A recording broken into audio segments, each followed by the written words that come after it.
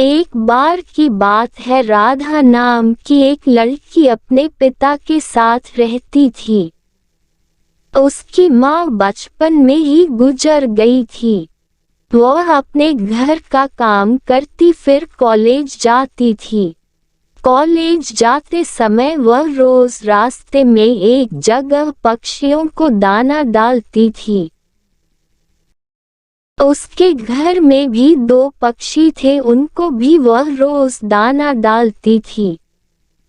एक दिन उसको पक्षियों को दाना डालते जमींदार के बेटे ने देख लिया। उसने अपने पिता से जाकर राधा से शादी करने की इच्छा जताई। जमींदार ने राधा के पिता से बात करके अपने बेटे की शादी राधा से करा दी। राधा अपने साथ घर के पिंजरे के 2 पक्षी भी लेकर ससुराल आ गई। वह उन पक्षियों को रोज दाना डालती थी। राधा की सास को ये बिल्कुल भी पसंद नहीं था। वह उन पक्षियों को परेशान करती थी। वह उनका दाना पानी जमीन में फेंक देती थी। एक दिन राधा की सास ने पक्षियों का पिंजरा ही जमीन पर फेंक दिया। उसे यह करते हुए राधा ने देख लिया। राधा ने मना किया तो उसकी सास ने राधा को ही डांट दिया। इन सब बातों से राधा परेशान रहने लगी। एक दिन राधा के पति ने परेशानी का कारण पूछा तो उसने सारी बात बता दी। उसके पति ने राधा को पक्षियों की भलाई के लिए उनको पार्क में छोड़ने की सलाह दी। अपने पति के कहने पर राधा ने उन दोनों पक्षियों को बाकी के पक्षियों के साथ पार्क में ही छोड़ दिया। वह उनको कभी कभी दाना देने पार्क में जाती थी। अब सभी पार्क के पक्षी राधा के अच्छे मित्र बन गए थे। पक्षी अब राधा के घर पर भी आने लगे। राधा की सास को जब ये पता लगा तो वह गुस्सा हुई। वह राधा को उसके मायके छोड़ने के लिए उसको साथ लेकर गई। रास्ते में कुछ चोरों ने राधा की सास के गहने चुराने की कोशिश की। तभी राधा के पक्षियों ने आकर चोरों पर हमला किया, जिससे चोर भाग गए। इसके बाद राधा और उसकी सास घर ही लौट आए। अब राधा की सास की सोच पक्षियों के प्रति बदल चुकी थी। उसने राधा से कहा कि अब हम दोनों चिड़िया को दाना देने चला करेंगे और पहले के 2 पक्षियों को घर वापस लेकर आएंगे। ये बात सुनकर राधा बहुत खुश हुई। सीख: इस कहानी से हमें ये सीख मिलती है कि हमें जानवरों से अच्छा व्यवहार करना चाहिए। राहुल अपनी पत्नी सीमा और अपनी मां के साथ रहता था। गर्मियों की छुट्टी में राहुल की बुआ फूफा अपने लड़के सोनू के साथ उनके घर रहने आए।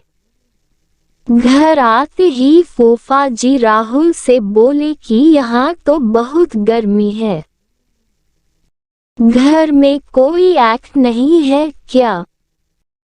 राहुल की माँ ने बोला, भाई साहब अभी कुछ दिन पहले ही राहुल ने अपने कमरे में एक्ट लगवाया है। ये सुनते ही फूफा जी अपने बेटे से बोले कि सारा सामान राहुल के कमरे में ले गए।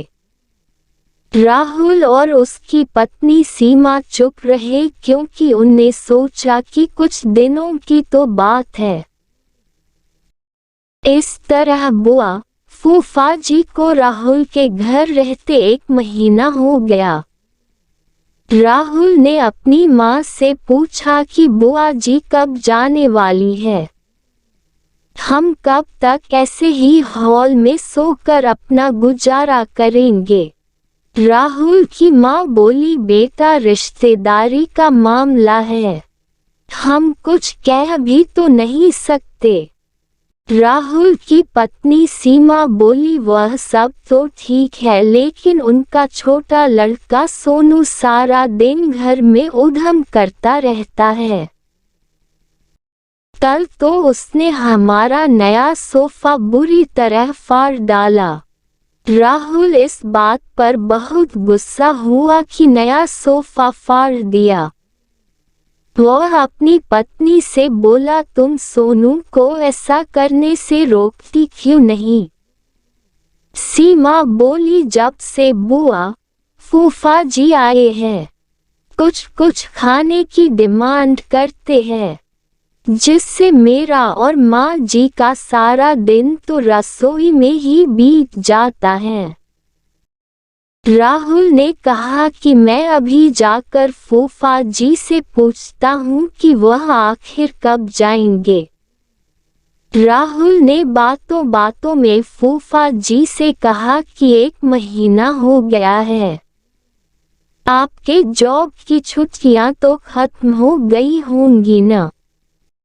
फूफा जी बोले, राहुल मैंने जॉब तो कब की छोड़ दी, अब तो मैं बिजनेस करता हूँ और अब मैं इस शहर में भी कुछ बिजनेस खोलने की सोच रहा हूँ। पहले इस शहर को अच्छे से समझ लूँ, जिसमें 2-3 महीने तो लग ही जाएंगे। ये सुनकर राहुल समझ गया कि फूफा जी अभी जाने वाले नहीं हैं। उसने यह बात अपनी पत्नी और माँ को बताई। सीमा बोली, जब घी सीधी उंगली से नहीं निकलता तो उंगली टेढ़ी करनी पड़ती है। इनके साथ भी कुछ ऐसा ही करना होगा। आप ये काम अब मुझ पर छोड़ दीजिए। उसी रात बुआ और फूफा जी छत पर थे, तभी उनका लड़का सोनू चिल्लाता हुआ उनके पास गया और बोला कि मैंने अभी एक चुड़ैल को देखा है।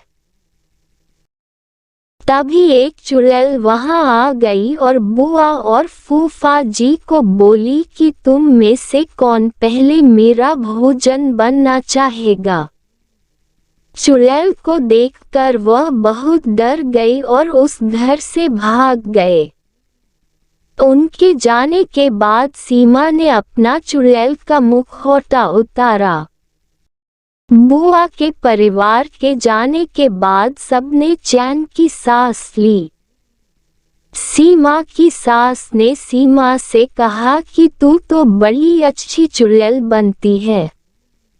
ये कहकर सब हंसने लगे। सीख इस कहानी से हमें ये सीख मिलती है कि हमें किसी भी रिश्ते का गलत फायदा नहीं उठाना चाहिए। जिस तरह बुआ के परिवार ने अपनी रिश्तेदारी का गलत फायदा उठाया और दूसरों को परेशान किया।